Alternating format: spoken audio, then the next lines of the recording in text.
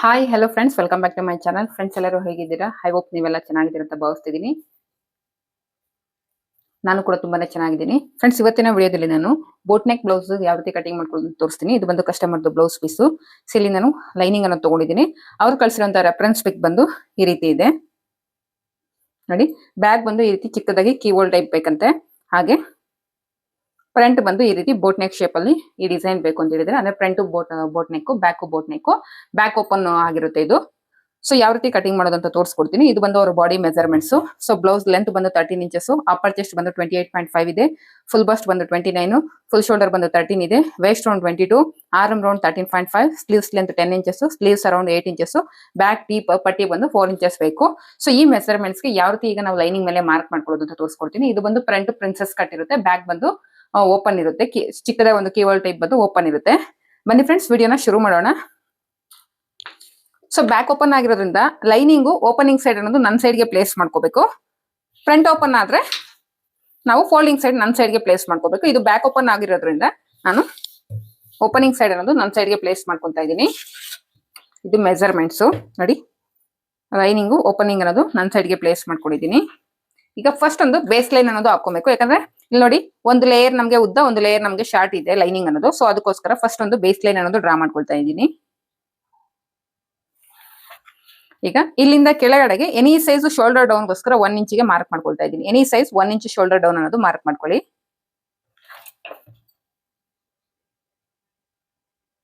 ಇಲ್ಲಿ ಕೂಡ ಸ್ಟ್ರೈಟ್ ಆಗಿ ಒಂದು ಲೈನ್ ಅನ್ನೋದು ಡ್ರಾ ಮಾಡ್ಕೋಬೇಕು. ಈ ಸೈಡ್ ನಮಗೆ ಸೆಲ್ವೆಟ್ ಇರೋದ್ರಿಂದ ಈ ಸೈಡ್ ಕೂಡ ಸ್ಟ್ರೈಟ್ ಆಗಿ ನಾವು ಒಂದು ಲೈನ್ ಅನ್ನೋದು ಡ್ರಾ ಮಾಡ್ಕೋಬೇಕು. ಸೆಲ್ವೆಟ್ ದಿನ ನಾವು ಯೂಸ್ ಮಾಡೋಂಗಿಲ್ಲ. ಸೊ ಫಸ್ಟ್ ಸ್ಟ್ರೈಟ್ ಆಗಿ ಒಂದು ಲೈನ್ ಅನ್ನೋದು ಡ್ರಾ ಮಾಡ್ಕೊಳ್ತೀನಿ. ಹಾಗೆ ಬ್ಯಾಕ್ ಅಲ್ಲಿ ನಮಗೆ ಓಪನ್ ಬರ್ತಾ ಇರೋದ್ರಿಂದ ಉಕ್ಸ್ ಪಟ್ಟಿ ಮತ್ತೆ ಐ ಪಟ್ಟಿನ ಸ್ಟಿಚ್ ಮಾಡ್ಕೊಳ್ಳೋದಕ್ಕೆ 1/4 ಇಂಚು ಮಾರ್ಜಿನ್ಗೆ ಇನ್ನೊಂದು ಲೈನ್ ಅನ್ನೋದು ಡ್ರಾ ಮಾಡ್ಕೊಳ್ತಾ ಇದ್ದೀನಿ. ಅದೇ ರೀತಿ ಈಗ ನಾವಿಲ್ಲಿ ನೆಕ್ ವಿಡ್ತ್ ಅನ್ನೋದು ಮಾರ್ಕ್ ಮಾಡ್ಕೋಬೇಕು. ಎನಿ ಸೈಜ್ ನೆಕ್ ವಿಡ್ತ್ ಬಂದು 2.5 ಇಂಚಸ್ ಅನ್ನೋದು ಮಾರ್ಕ್ ಮಾಡ್ಕೋಬೇಕು. ಈ ಉಕ್ಸ್ ಪಟ್ಟಿ ಹತ್ರ ಏನ್ ಲೈನ್ ಹಾಕೊಂಡಿದೆ ಈ ಲೈನ್ ಬಿಟ್ಟು ಇಲ್ಲಿಂದ ನಾವು ಮೆಜರ್ ಮಾಡ್ಕೋಬೇಕು. 2.5 ಎಲ್ಲಿಗೆ ಬರುತ್ತೋ ಅಲ್ಲಿಗೊಂದು ಪಾಯಿಂಟ್ ಅನ್ನೋದು ಮಾರ್ಕ್ ಮಾಡ್ಕೋಬೇಕು. ಇವ್ರ ಫುಲ್ ಶೋಲ್ಡರ್ ಎಷ್ಟಿದೆ 13 ಇದೆ, ಅದರಲ್ಲಿ ಅರ್ಧ ಅಂದ್ರೆ ನಮ್ಗೆ ಎಷ್ಟು ಬರುತ್ತೆ 6.5 ಇಂಚಸ್ ಅನ್ನೋದು ಬರುತ್ತೆ. ಈ 6.5 ಇಂಚಸ್ಗೆ ಇಲ್ಲೊಂದು ಮಾರ್ಕಿಂಗ್ ಅನ್ನೋದು ಮಾಡ್ಕೋಬೇಕು. ಹಾಗೆ ಇವರ ಆರ್ಮ್ ರೌಂಡ್ ಎಷ್ಟಿದೆ ಅಂತ ಅಂದ್ರೆ 13.5 ಇದೆ. ಈ 13.5 ನ ಡಿವೈಡೆಡ್ ಬೈ 2 ಮಾಡಬೇಕು. 13.5 ಡಿವೈಡೆಡ್ ಬೈ 2 ಮಾಡಿದ್ರೆ 6.75 ಬರುತ್ತೆ. ಇದರಲ್ಲಿ ನಾವು -1.75 ಇಂಚಸ್ ಮೈನಸ್ ಮಾಡಬೇಕು. ಸೊ ಈ ಪಾಯಿಂಟ್ ಹತ್ರದಿಂದ ಇವ್ರ ಸೈಜ್ಗೆ 5 ಇಂಚಸ್ ಅನ್ನೋದು ಆರ್ಮ್ ಡೌನ್ ಡೆಪ್ತ್ ಅನ್ನೋದು ಸಿಗ್ತಾ ಇದೆ. ಇಲ್ಲಿ 5 ಇಂಚಸ್ ಹತ್ರಗೆ ಒಂದು ಮಾರ್ಕಿಂಗ್ ಅನ್ನೋದು ಮಾಡಿಕೊಂಡು ಸ್ಟ್ರೈಟ್ ಆಗಿ ಒಂದು ಲೈನ್ ಅನ್ನೋದು ಡ್ರಾ ಮಾಡ್ಕೋಬೇಕು. ಇದು ಬಂದು ನಮಗೆ ಚೆಸ್ಟ್ ಲೈನು. ಈ ನೆಕ್ ವಿಡ್ತ್ ಮತ್ತೆ ಶೋಲ್ಡರ್ ಹತ್ರ ಈ ರೀತಿ ಕ್ರಾಸ್ ಆಗಿ ನೆಕ್ ವಿಡ್ತ್ ಮತ್ತೆ ಶೋಲ್ಡರ್ ನ ಜಾಯಿನ್ ಮಾಡ್ಕೊಂಡು ಈ ರೀತಿ ಒಂದು ಲೈನ್ ಅನ್ನೋದು ಡ್ರಾ ಮಾಡ್ಕೋಬೇಕು. ಈ ರೀತಿ ಈಗ ಇದು ಬಂದು ನಮಗೆ ಚೆಸ್ಟ್ ಲೈನ್ ಅಲ್ಲ. ಈ ಚೆಸ್ಟ್ ಲೈನ್ ಅಲ್ಲಿ ನಾವು ಇವರ ಬಸ್ಟ್ ಅನ್ನೋದು ಮಾರ್ಕ್ ಮಾಡ್ಕೋಬೇಕು. ಇದು ಬಂದು ಬಸ್ಟ್ ಮೆಥಡ್ ಅಲ್ಲಿ ನಾನು ಕಟ್ ಮಾಡ್ತಿರೋದ್ರಿಂದ ಚೆಸ್ಟ್ ಲೈನ್ ಅಲ್ಲಿ ಬಸ್ಟ್ ಅನ್ನೋದು ಮಾರ್ಕ್ ಮಾಡ್ಕೊಳ್ತಾ ಇದ್ದೀನಿ. ಒಂದ್ ವೇಳೆ ಚೆಸ್ಟ್ ಮೆಥಡ್ ಅಲ್ಲಿ ಕಟ್ ಮಾಡಿದ್ರೆ ಚೆಸ್ಟ್ ಲೈನ್ ಅಲ್ಲಿ ನಾವು ಚೆಸ್ಟ್ ಮೆಜರ್ಮೆಂಟ್ 4ನೇ ಒಂದು ಭಾಗ ಮಾರ್ಕ್ ಮಾಡ್ಕೊಳ್ತೀವಿ.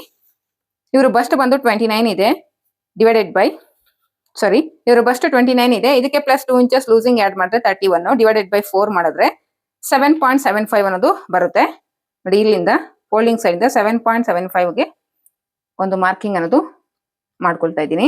ತುಂಬಾ ಜನ ಒಂದು ಡೌಟ್ ಕೇಳ್ತಿರ್ತಾರ ಅಂದ್ರೆ ಕಮೆಂಟ್ ಅಲ್ಲಿ, ಅಂದ್ರೆ ಬಸ್ಟ್ ಲೈನ್ ಅಲ್ಲಿ ಚೆಸ್ಟ್ ಲೈನ್ ಅಲ್ಲಿ ಬಸ್ಟ್ ನ ಮಾರ್ಕ್ ಮಾಡ್ಕೊಂಡಿದ ನಂತರ ಆರ್ಮ್ ಕರ್ವ್ ಲೈನ್ ಅಂದ್ರೆ ಇವ್ರ ಅಪ್ಪರ್ ಚೆಸ್ಟ್ ಎಷ್ಟಿದೆ 28.5 ಇರೋದ್ರಿಂದ ಇವ್ರ ಆರ್ಮ್ ಕರ್ವ್ ಲೈನ್ ಗೆ ನಾನು 2 ಇಂಚಸ್ ಒಳಗಡೆಗೆ ಮಾರ್ಕ್ ಮಾಡ್ಕೊಳ್ತೀನಿ ನೋಡಿ. ಇಲ್ಲಿಂದ 2 ಇಂಚಸ್ ಅನ್ನೋದು ಇವ್ರ ಸೈಜ್ಗೆ ಇಲ್ಲಿಗೆ ಬರ್ತಾ ಇದೆ. ಸೊ ಇದು ಬಂದು ನಮ್ಗೆ ಆರ್ಮ್ ಕರ್ವ್ ಲೈನ್ ಆಗಿರುತ್ತೆ. ಸೊ ಈ ತರ ಯಾವ್ಯಾವ ಸೈಜ್ಗೆ ನಾವು ಯಾವ ರೀತಿ ಮಾರ್ಕ್ ಮಾಡ್ಕೋಬೇಕು, ನಿಮ್ಮ ಹತ್ರ ಏನಾದ್ರು ಚಾರ್ಟ್ ಇದ್ರೆ ನಮ್ಗೆ ತಿಳಿಸ್ಕೊಡಿ. ನಮ್ಗೆ ಗೊತ್ತಾಗ್ತಿಲ್ಲ ಅಂತ ನನಗೆ ತುಂಬಾ ಜನ ಕಮೆಂಟ್ ಮಾಡಿ ಕೇಳ್ತಿದ್ದೀರಾ. ಸೊ ಅವ್ರಿಗೋಸ್ಕರ ಇವತ್ತು ನಾನು ಇಲ್ಲಿ ತೋರಿಸ್ಕೊಡ್ತೀನಿ, ಅಂದ್ರೆ ಬರೆದು ತೋರಿಸ್ತೀನಿ. ಇದನ್ನ ನೀವು ಒಂದ್ ಕಡೆ ಬರೆದು ಇಟ್ಕೋಬೇಡಿ, ನಿಮ್ಗೆ ಕನ್ಫ್ಯೂಸ್ ಆಗದಿರ ಇರುತ್ತೆ. So armhole curve line chart.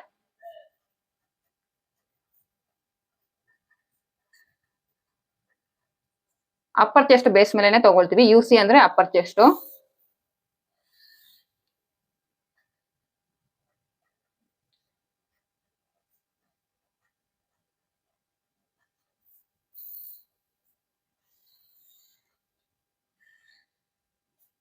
Upper chest 28 ಇದ್ರೆ ನೋಡಿ, ಇವ್ರ ಅಪ್ಪರ್ ಚೆಸ್ಟ್ 28 ಇದ್ರೆ ನಾವಿಲ್ಲಿ 2 ಇಂಚಸ್ ಆರ್ಮ್ ಕರ್ವ್ ಲೈನ್ ಇಲ್ಲಿಂದ ಒಳಗಡೆಗೆ ಆರ್ಮ್ ಕರ್ವ್ ಲೈನ್ ಗೆ ಮಾರ್ಕ್ ಮಾಡ್ಕೊಳ್ತೀವಿ. 30 ಇದ್ರೆ 2.1 ಇಂಚಸ್ಗೆ ನಾವು ಮಾರ್ಕ್ ಮಾಡ್ಕೋಬೇಕು. 32 ಅಪ್ಪರ್ ಚೆಸ್ಟ್ ಇದ್ರೆ 2.2ಗೆ ಮಾರ್ಕ್ ಮಾಡ್ಕೋಬೇಕು. 34 ಅಪ್ಪರ್ ಚೆಸ್ಟ್ ಇದ್ರೆ 2.3ಗೆ ಮಾರ್ಕ್ ಮಾಡ್ಕೋಬೇಕು. 36 ಅಪ್ಪರ್ ಚೆಸ್ಟ್ ಇದ್ರೆ 2.4ಗೆ ನಾವು ಇಲ್ಲಿಂದ ಒಳಗಡೆಗೆ ಮಾರ್ಕ್ ಮಾಡ್ಕೋಬೇಕು. 38 ಇದ್ರೆ 2.5ಗೆ ನಾವು ಇಲ್ಲಿಂದ ಒಳಗಡೆಗೆ ಆರ್ಮ್ ಕರ್ವ್ ಲೈನ್ ಗೋಸ್ಕರ ಮಾರ್ಕ್ ಮಾಡ್ಕೋಬೇಕು. 40 ಇದ್ರೆ 2.6 ಅಂತ ನಾವು ಮಾರ್ಕ್ ಮಾಡ್ಕೊಳ್ತೀವಿ. 42 ಅಪ್ಪರ್ ಚೆಸ್ಟ್ ಇದ್ರೆ 2.7 ಅಂತ ನಾವು ಮಾರ್ಕ್ ಮಾಡ್ಕೊಳ್ತೀವಿ. 44 ಅಪ್ಪರ್ ಚೆಸ್ಟ್ ಇದ್ರೆ 3 ಇಂಚಸ್ ಅಂತ ಮಾರ್ಕ್ ಮಾಡ್ಕೊಳ್ತೀವಿ. 46 ಅಪ್ಪರ್ ಚೆಸ್ಟ್ ಇದ್ರೆ 3 ಇಂಚಸ್ ಮೇಲೆ ಒಂದು ಲೈನ್ಗೆ ನಾವು ಈ ರೀತಿ ಮಾರ್ಕ್ ಮಾಡ್ಕೋಬೇಕು. ಸೊ 48 ಅಪ್ಪರ್ ಚೆಸ್ಟ್ ಇದ್ರೆ 3 ಇಂಚಸ್ ಮೇಲೆ 2, ಈ ರೀತಿ ನಾವು ಹಾರ್ಮೋಲ್ ಕರ್ವ್ ಲೈನ್ ಅನ್ನೋದು ಮಾರ್ಕ್ ಮಾಡ್ಕೊಳ್ತಾ ಹೋಗ್ತೀವಿ.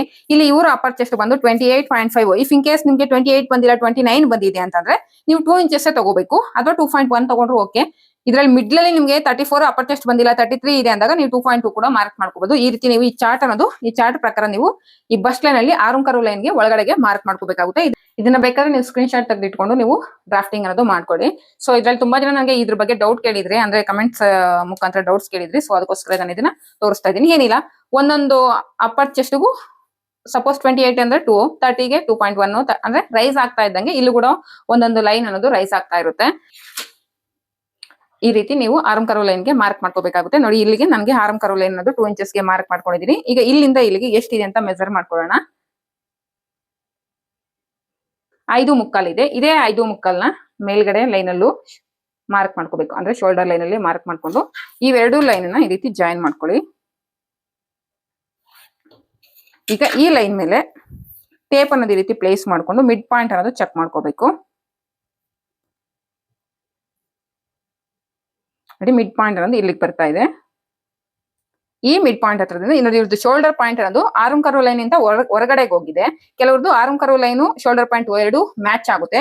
ಇನ್ನು ಕೆಲವ್ರದ್ದು ಆರ್ಮ್ ಕರ್ವ್ ಲೈನ್ ಗಿಂತ ಶೋಲ್ಡರ್ ಪಾಯಿಂಟ್ ಅನ್ನೋದು ಒಳಗಡೆಗೆ ಬಂದಿರುತ್ತೆ. ಸೊ ಒಬ್ಬೊಬ್ಬರು ಬಾಡಿ ಮೆಜರ್ಮೆಂಟ್ಸ್ ಗೆ ಒಂದೊಂದು ತರ ಇದು ಆರ್ಮ್ ಕರ್ವ್ ಲೈನ್ ಅನ್ನೋದು ನಮಗೆ ಸಿಗುತ್ತೆ.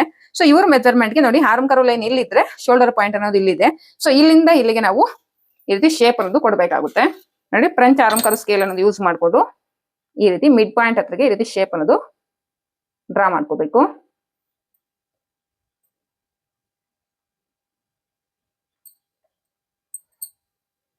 ಈ ರೀತಿ ಡ್ರಾ ಮಾಡ್ಕೊಂಡ್ವಿ. ಈಗ ಇಲ್ಲಿಂದ ಆರ್ಮ್ ಕರ್ವ್ ಲೈನ್ ಅನ್ನ ಡ್ರಾ ಮಾಡ್ಕೊಳ್ಳೋದಕ್ಕೆ ಮಿಡ್ ಪಾಯಿಂಟ್ ಹತ್ರದಿಂದ 1 ಇಂಚಿಗೆ ಒಂದು ಮೀಟಿಂಗ್ ಪಾಯಿಂಟ್ ಅನ್ನೋದು ಅರೇಂಜ್ ಮಾಡ್ಕೊಂಡಿದ್ದೀನಿ. ಈ ಮೀಟಿಂಗ್ ಪಾಯಿಂಟ್ ಹತ್ರದಿಂದ ನೋಡಿ ಈ ರೀತಿ ಶೇಪ್ ಅನ್ನೋದು ಕೊಡಬೇಕು ನಾವು.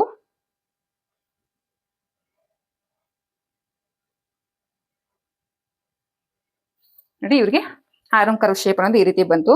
ಇವ್ರ ಆರ್ಮ್ ರೌಂಡ್ ಎಷ್ಟಿದೆ? 13.5 ಇದೆ. ಅದರಲ್ಲಿ ಅರ್ಧ ಅಂದ್ರೆ 6.25 ಇಂಚ್ ಅನ್ನೋದು ಇವ್ರ ಆರ್ಮ್ ರೌಂಡ್ ಅನ್ನೋದು ಬರಬೇಕು. ಇದನ್ನ ಚೆಕ್ ಮಾಡ್ಕೊಳ್ಳೋಣ. ಈ ರೌಂಡ್ 6.75 ಇಂಚಸ್ ಅನ್ನೋದು ಬಂದಿರಬೇಕು ನಮ್ಗೆ.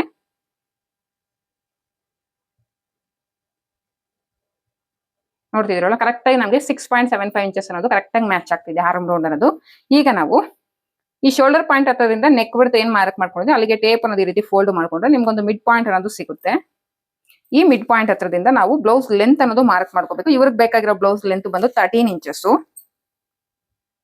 ಮೇಲ್ಗಡೆಯಿಂದ ನಾವೇನ್ ಮಿಡ್ ಪಾಯಿಂಟ್ ಮಾರ್ಕ್ ಮಾಡ್ಕೊಂಡಿದ್ವಿ ಅಲ್ಲಿಂದ ನಾವು ಬ್ಲೌಸ್ ರೆಡಿ ಲೆಂತ್ ಅನ್ನೋದು ಮಾರ್ಕ್ ಮಾಡ್ಕೋಬೇಕು. ಇವ್ರಿಗೆ ಬೇಕಾಗಿರೋದು 13 ಇಂಚಸ್ ಬ್ಲೌಸ್ ಲೆಂತ್ ಬೇಕು.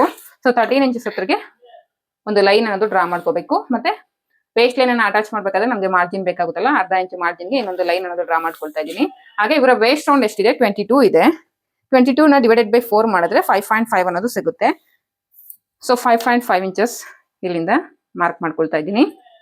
ಬ್ಯಾಕ್ ಅಲ್ಲಿ ಡಾಟ್ಸ್ಗೋಸ್ಕರ ಒಂದು 3/4 ಇಂಚಿಗೆ ಒಂದು ಪಾಯಿಂಟ್ ಮಾರ್ಕ್ ಮಾಡ್ಕೊಳ್ತಾ ಇದ್ದೀನಿ. ಮತ್ತೆ ಮಾರ್ಜಿನ್ಗೋಸ್ಕರ ನಾನು ಇಲ್ಲಿ 2 ಇಂಚಸ್ ಎಕ್ಸ್ಟ್ರಾ ತಗೊಳ್ತಾ ಇದ್ದೀನಿ. Same margin 2 inches chest line ಅಲ್ಲಿ ಕೂಡ ತಗೋಬೇಕು. ಇವೆರಡು ಚೆಸ್ಟ್ ಪಾಯಿಂಟ್ ಮತ್ತೆ ವೇಸ್ಟ್ ಪಾಯಿಂಟ್ ನ ಈ ರೀತಿ ಜಾಯಿನ್ ಮಾಡ್ಕೊಳ್ತಾ ಇದ್ದೀನಿ.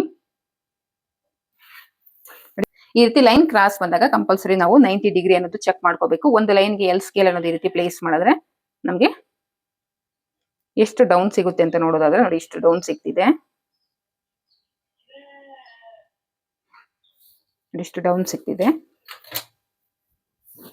ಈಗ ನಾವು ರೆಡಿ ಶೋಲ್ಡರ್ ಎಷ್ಟು ಬೇಕು ಅಂತ ಡಿಸೈಡ್ ಆಗಬೇಕು.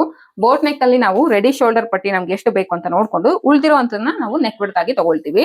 ಸೊ ಇವ್ರ ಸೈಜ್ಗೆ ರೆಡಿ ಶೋಲ್ಡರ್ ಒಂದು 2 ಇಂಚಸ್ ಸಾಕು ಅಂತ ಹೇಳಿದ್ದಾರೆ. 2 ಇಂಚಸ್. ಸೊ ನಾನು ಇಲ್ಲಿ 2 ಇಂಚಸ್ ರೆಡಿ ಶೋಲ್ಡರ್ ಅನ್ನೋದು ಇಡ್ತಾ ಇದ್ದೀನಿ ಇವ್ರ ಸೈಜ್ಗೆ. ಸೊ ಉಳ್ದಿರೋದು ಎಷ್ಟು ಉಳ್ದಿದೆ ಅಂತ ನೋಡಿದ್ರೆ 4.25 ಇಂಚ್ ಉಳ್ದಿದೆ. ಇವ್ರ ಸೈಜ್ಗೆ ರೆಡಿ ಶೋಲ್ಡರ್ ಅನ್ನೋದು ನಾನು 2.5 ಇಂಚಸ್ ಇಡ್ತಾ ಇದ್ದೀನಿ, ಸಾರಿ 2.25 ಇಡ್ತಾ ಇದ್ದೀನಿ, ಅಂದ್ರೆ 2 ಕಾಲು ನೋಡಿ, 2 ಕಾಲು ರೆಡಿ ಶೋಲ್ಡರ್ ಅನ್ನೋದು ಇಟ್ಟಿದ್ದೀನಿ. ಇಲ್ಲಿಂದ ನಮ್ಗೆ ಎಷ್ಟು ಉಳಿತಾ ಇದೆ ಅಂದ್ರೆ 4.25 ಇಂಚ್ ಅನ್ನೋದು ಉಳಿತಾ ಇದೆ. ಸೊ ಮೇಲ್ಗಡೆಯಿಂದ 2.5 ಇಂಚಸ್ ಹತ್ರಗೆ ಒಂದು ಮಾರ್ಕಿಂಗ್ ಅನ್ನೋದು ಮಾಡ್ಕೊಂಡು ಒಂದು ಲೈನ್ ಅನ್ನೋದು ಡ್ರಾ ಮಾಡ್ಕೊಳ್ತಾ ಇದ್ದೀನಿ.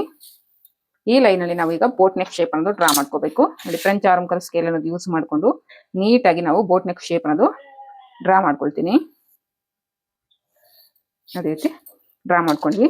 ಇವರು ಕಳ್ಸಿರುವಂತ ರೆಫರೆನ್ಸ್ ಪಿಕ್ ಅಲ್ಲಿ ನಮ್ಗೆ ಬ್ಯಾಕ್ ಸೈಡ್ ಕೀ ಹೋಲ್ ಬೇಕು ಅಂತ ಹೇಳಿದ್ದಾರೆ.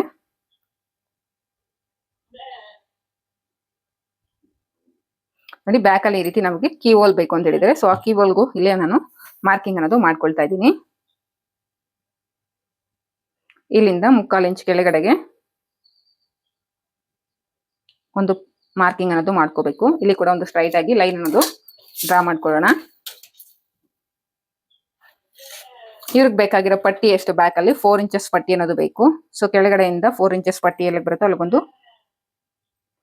ಮಾರ್ಕಿಂಗ್ ಅನ್ನೋದು ಮಾಡ್ಕೊಂಡು ನೋಡಿ, ಇಲ್ಲಿ ಕೂಡ ಒಂದು ಲೈನ್ ಅನ್ನೋದು ಡ್ರಾ ಮಾಡ್ಕೋಬೇಕು. ನಾವು ನೋಡಿ, ಇಲ್ಲೇನ್ ನಾವು ಮಾರ್ಕಿಂಗ್ ಮಾಡ್ಕೊಂಡಿದೀವೋ ಈ ಲೈನ್ ಹತ್ರದಿಂದ ಈ ಲೈನ್ಗೆ 6 ಇಂಚಸ್, ಮಿಡ್ ಪಾಯಿಂಟ್ ಅಂದ್ರೆ 3 ಇಂಚಸ್. ಈ 3 ಇಂಚಸ್ ಹತ್ರ ನಾನು 1 ಇಂಚ್ ಆರ್ 1.5 ಇಂಚಸ್ಗೆ ಒಂದು ಪಾಯಿಂಟ್ ಅನ್ನೋದು ಮಾರ್ಕ್ ಮಾಡ್ಕೊಂಡು ನೀಟಾಗಿ ನಾವು ಈ ರೀತಿ ಕೀ ಹೋಲ್ ಶೇಪ್ ಅನ್ನೋದು ಡ್ರಾ ಮಾಡ್ಕೋಬೇಕು.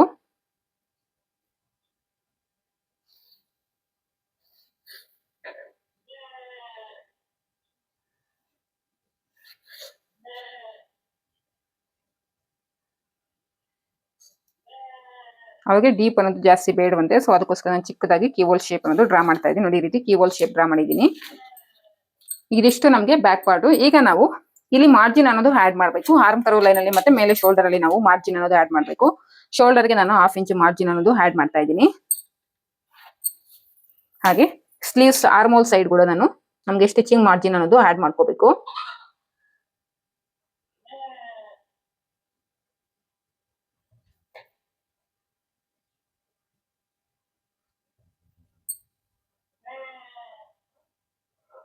ಈ ರೀತಿ ನಾನು ಸ್ಟಿಚಿಂಗ್ ಮಾರ್ಜಿನ್ ಅನ್ನೋದು ಆಡ್ ಮಾಡಿದ್ದೀನಿ. ಇದಿಷ್ಟು ಬ್ಯಾಕ್ ಪಾರ್ಟ್. ಈಗ ಕಟಿಂಗ್ ಮಾಡ್ತಾ ಇದ್ದೀನಿ.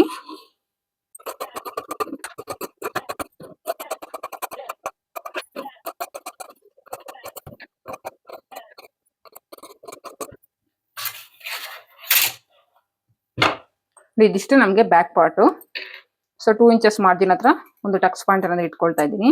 ಹಾಗೆ ನಮ್ಗೆ ಇಲ್ಲಿ ಏನ್ ಶೋಲ್ಡರ್ ಇದೆಯಲ್ವಾ, ಈ ಶೋಲ್ಡರ್ ಪಾಯಿಂಟ್ ಹತ್ರ ಕೂಡ ಒಂದು ಟಕ್ಸ್ ಪಾಯಿಂಟ್ ಅನ್ನೋದು ಇಟ್ಕೋಬೇಕು.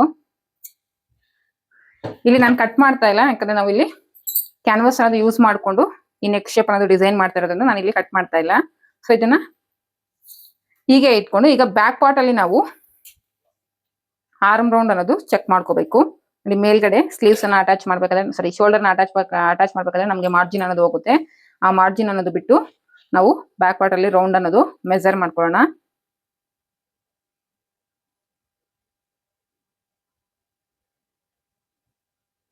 5.25 ಇಂಚ್ ಅನ್ನೋದು ಇವ್ರ ಬ್ಯಾಕ್ ಅಲ್ಲಿ ಆರ್ಮ್ ರೌಂಡ್ ಅನ್ನ ಸಿಕ್ಕಿದೆ. ಈ ಆರ್ಮ್ ರೌಂಡ್ ಗೆ ನಾವು ಸ್ಲೀವ್ಸ್ ಅನ್ನೋದು ಕಟಿಂಗ್ ಮಾಡ್ಕೋಬೇಕು.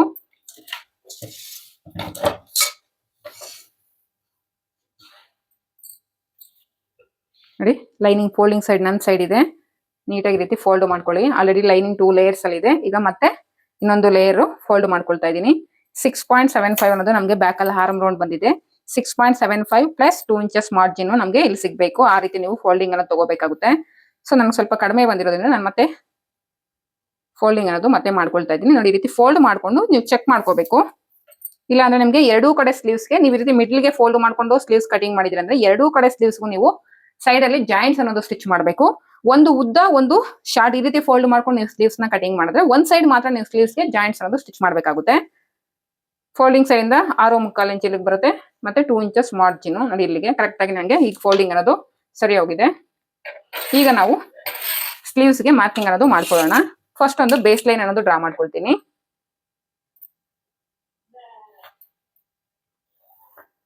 ಫಸ್ಟ್ ಒಂದು ಬೇಸ್ ಲೈನ್ ಡ್ರಾ ಮಾಡ್ಕೊಂಡೆ, ಆಮೇಲೆ 1/2 ಇಂಚ್ ಮಾರ್ಜಿನ್ ಗೆ ಇನ್ನೊಂದು ಲೈನ್ ಅನ್ನೋದು ಡ್ರಾ ಮಾಡ್ಕೊಳ್ತಾ ಇದ್ದೀನಿ. ಇವ್ರಿಗೆ ಬೇಕಾಗಿರೋ ಸ್ಲೀವ್ಸ್ ಲೆಂತ್ ಬಂದು 10 ಇಂಚಸ್. ಮೇಲ್ಗಡೆ 1/2 ಇಂಚ್ ಮಾರ್ಜಿನ್ ಅನ್ನೋದು ಆಡ್ ಮಾಡ್ಕೊಂಡು 10.5 ಇಂಚಸ್ ಗೆ ಮಾರ್ಕಿಂಗ್ ಅನ್ನೋದು ಮಾಡ್ತಾ ಇದ್ದೀನಿ. ಇದೇ 10.5 ನ ಈ ಕಡೆನೂ ಕೂಡ ಮಾರ್ಕ್ ಮಾಡ್ಕೋಬೇಕು. ಸೊ ಸ್ಟ್ರೈಟ್ ಆಗಿ ಒಂದು ಲೈನ್ ಅನ್ನೋದು ಡ್ರಾ ಮಾಡ್ಕೊಳ್ಳಿ. ಇವ್ರ ಅಪ್ಪರ್ ಚೆಸ್ಟ್ ಬಂದು 28 ಆಗಿರೋದ್ರಿಂದ ಇವರಿಗೆ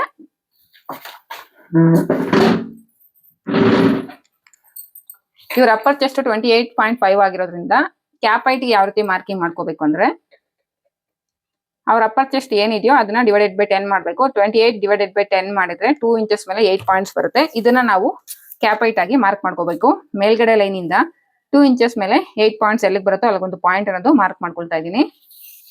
ಇಲ್ಲಿ ಕೂಡ ಸ್ಟ್ರೈಟ್ ಆಗಿ ಒಂದು ಲೈನ್ ಅನ್ನೋದು ಡ್ರಾ ಮಾಡ್ಕೋಬೇಕು. ಈಗ ಮೇಲ್ಗಡೆ ಲೈನ್ ಅಲ್ಲಿ ಫೋಲ್ಡಿಂಗ್ ಸೈಡ್ ಇಂದ 1 ಇಂಚಿಗೆ ಒಂದು ಮೀಟಿಂಗ್ ಪಾಯಿಂಟ್ ಅನ್ನೋದು ಮಾರ್ಕ್ ಮಾಡ್ಕೊಂಡೆ.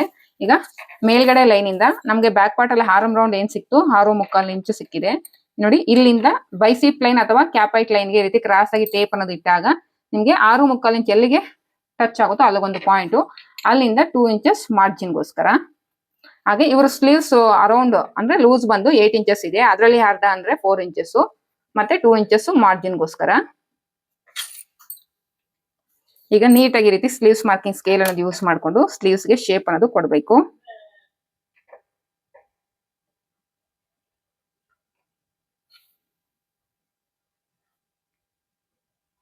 ಈ ರೀತಿ ಶೇಪ್ ಅನ್ನೋದು ಕೊಡಬೇಕು.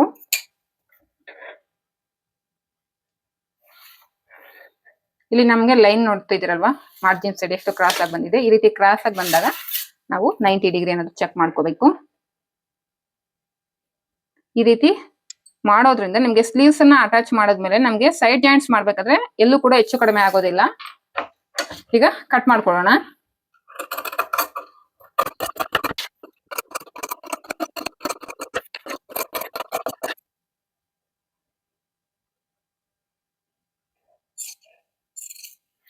ಟೂ ಇಂಚಸ್ ಮಾರ್ಜಿನ್ ಹತ್ರ ಒಂದು ನಾಚ್ ಪಾಯಿಂಟ್ ಅನ್ನೋದು ಇಟ್ಕೋಬೇಕು.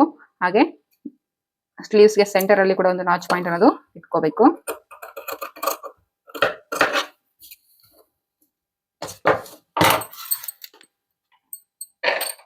ಈಗ ಸ್ಲೀವ್ಸ್ ನ ಈ ರೀತಿ ಓಪನ್ ಮಾಡ್ಕೊಂಡ್ರೆ ನೋಡಿ, ಒಂದ್ ಸೈಡ್ ಮಾತ್ರ ನಾವು ಸ್ಲೀವ್ಸ್ ಗೆ ಜಾಯಿಂಟ್ ಅನ್ನೋದು ಸ್ಟಿಚ್ ಮಾಡ್ಬೇಕು. ಈ ಸೈಡ್ ನಾವು ಯಾವುದೇ ರೀತಿ ಜಾಯಿಂಟ್ ಅನ್ನೋದು ಸ್ಟಿಚ್ ಮಾಡೋಂಗಿಲ್ಲ. ಸ್ಲೀವ್ಸ್ ಗೆ ಈಗ ನಾವು ಫ್ರಂಟ್ ಆರ್ಮೋಲ್ ಶೇಪ್ ಅನ್ನೋದು ತೆಗಿಬೇಕು. ಫೋಲ್ಡಿಂಗ್ ಅಂದ್ರೆ ಸೆಂಟರ್ ಪಾಯಿಂಟ್ ಹತ್ರದಿಂದ ಮಿಡ್ ಪಾಯಿಂಟ್ ಗೆ 1 ಇಂಚ್ಗೆ ಒಂದು ಪಾಯಿಂಟ್ ಅನ್ನೋದು ಮಾರ್ಕ್ ಮಾಡ್ಕೋಬೇಕು.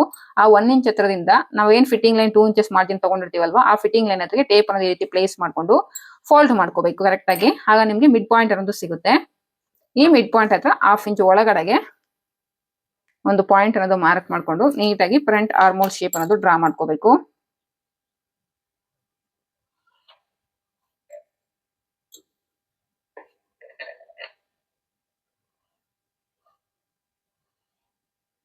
ಅದೇ ರೀತಿ ಫ್ರಂಟ್ ಆರ್ಮೋಲ್ ಶೇಪ್ ಅನ್ನೋದು ಡ್ರಾ ಮಾಡ್ಕೊಂಡು ಕಟ್ ಮಾಡೋಣ.